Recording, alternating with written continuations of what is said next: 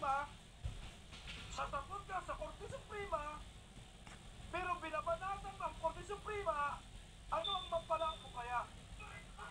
Tingnan mo guys, ha? Tingnan mo. Ano ang mampala niya?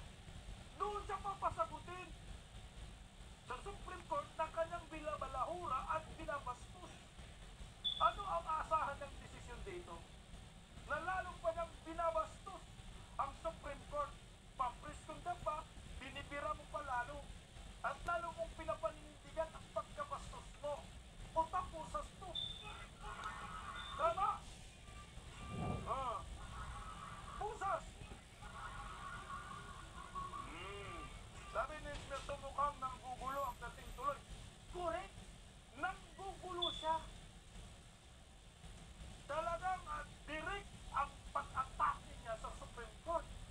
Kung sa pagbabayaran mo yan, makukulong ka. Ilang buwan? 6 na buwan? Basta 30,000 lang ang piyansa. Mukhang mali-mali sa kanya. Dati mang kwarta yan. At least, makulong ka. Adding insult to an injury. Correct. Sabi na pwede yan makasuhan ng alarm ng skandal. Puro ka pa piskon eh. Demolition siya. Black propaganda ang sinagawa mo sa Korte Suprema. Ngayon ikaw, abogado ka.